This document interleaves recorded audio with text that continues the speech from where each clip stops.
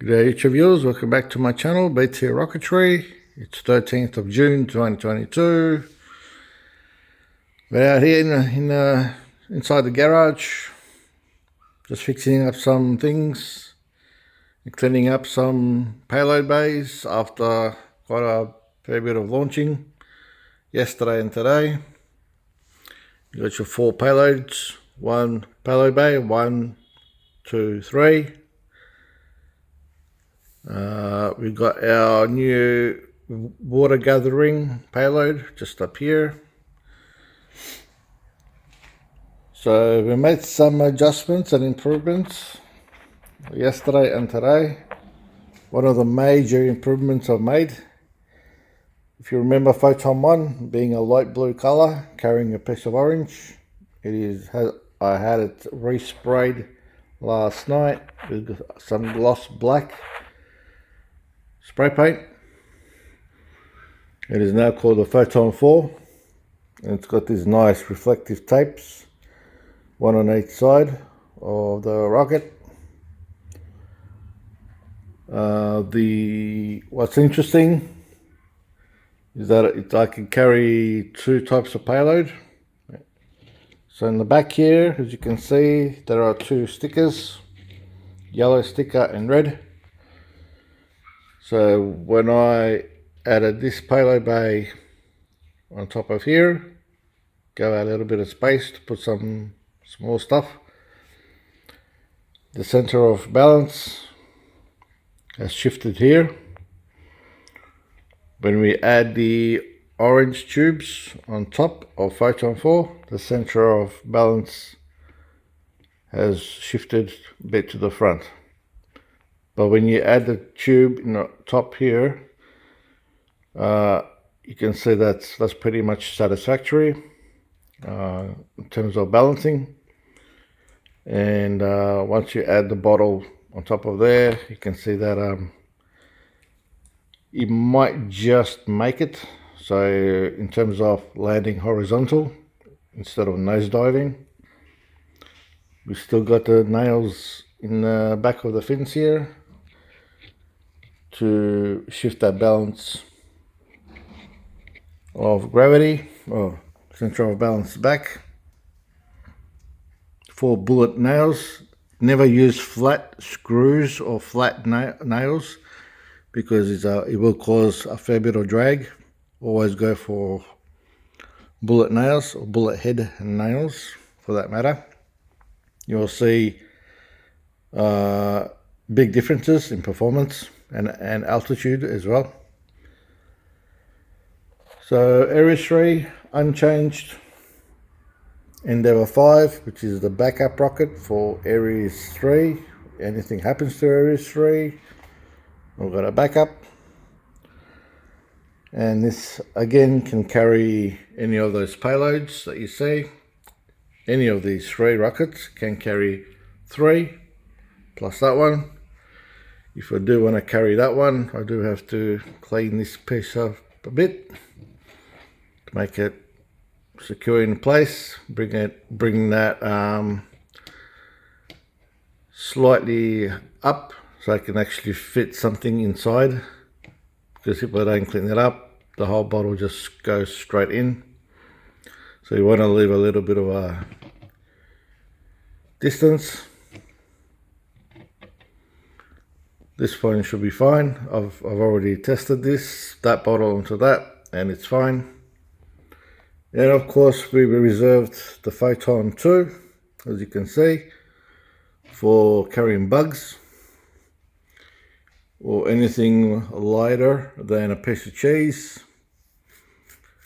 But again, I'm just going to reserve this for carrying bugs and insects for the time being. And nothing's changed on that one either. So everything's been cleaned up. Just waiting for the 2 orange tubes to dry up naturally, because there is a fair bit of water droplets in so there's some water droplets still in there, so I'm just waiting for it to dry properly. So I'm going to make sure that all these rockets are performing in a satisfactory. We don't want any hiccups or any nosediving when we're launching payloads this time around. This one, Photon 2, has 8 fins in the back. So again, it might create a little bit of extra drag coming down. So it's a bit of a balancing act. But once we start launching things apart from insects and bugs, we'll see how we go. But like I said, I don't think this is going to be launching anything besides insects and bugs, because insects and bugs are pretty lightweight. They don't have any weight. They don't carry much weight anyway. So that's pretty much it. I've been disassembling. Well, I had Skyline here, which was, I had it thrown out before. All of my older rockets, I've been taking all the parts out, especially the fins. They might come in handy.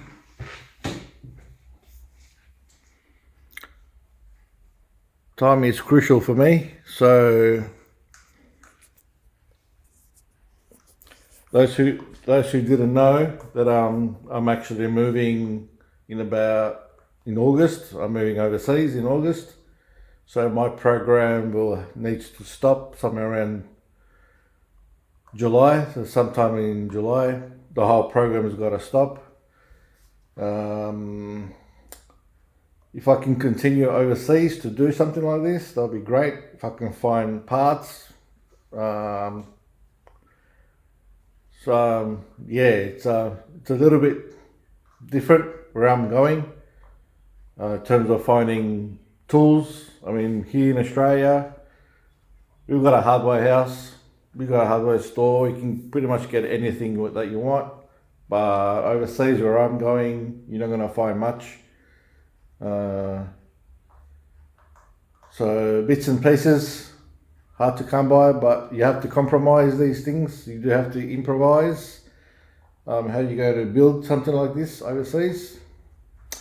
But I'm not gonna. If I do find what I need, then I might even continue my air cannon rocketry program when I'm there. And if he does, I might get more people to be more interested in it, because this is a one-off hobby and a one-off program.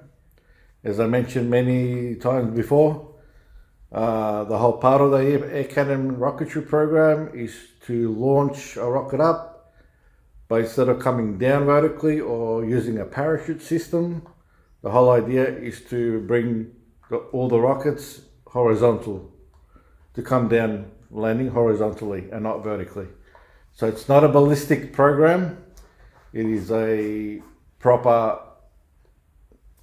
model rocket program where you in the US they call it backsliding. So this is what I'm actually doing, trying to bring the rockets to backslide and land horizontal. This way, of course, the rocket, when you're landing things horizontal, you get a more surface area as you slow down, and it slows things down. But if you've got a rocket that's coming nose first, which is ballistic, you're not going to get much surface area to slow things down. So that's part of my whole program here. Again, there's a lot of people. There's some people that are seen using backsliding method. You are using water rockets. But not things such as using the air cannon. There's maybe 2 or 3 out there that are posted videos of shooting rockets out of an air cannon and coming down. Not all of them are coming down backsliding, but with parachutes. But what I'm doing here is pretty much something totally different, something that's I've never seen before. And I'm glad I'm getting more viewers now on YouTube to educate people that this is a more scientific based project. So it's scientific because you gotta try and find the balancing points of the rockets, the center of balance, to try and make those rockets nice coming down, nice and horizontal. So it's not a ballistic program like everyone else is doing, nor does it have a parachute recovery, nor even a streamer recovery. So that's all you get to see. That's the whole part of the program. It's a 2-year program. Those who are new to this channel, go check out my earlier episodes. It goes back about 2 years ago.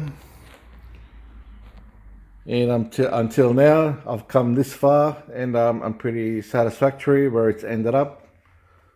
I've got some really high performance rockets that have gone 500, 600 feet up in the air. And again, it's just check out the earlier videos, see what you like, just go there, educate, get some knowledge out of it, because it's a really, really good hobby. So if you see here what you like here today, guys, give us a thumbs up. And if anyone has any ideas of what I should be launching next, let me know in the comments below.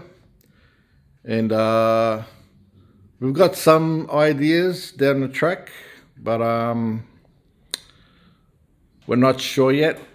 So if anyone got any ideas what to launch, leave a comment below, and I'll see if I can launch them up. But we're definitely going to relaunch our cheddar cheese on our next episode, so keep an eye on that. And we'll see you next time on BT Rocketry. So cheers for now. Bye for now.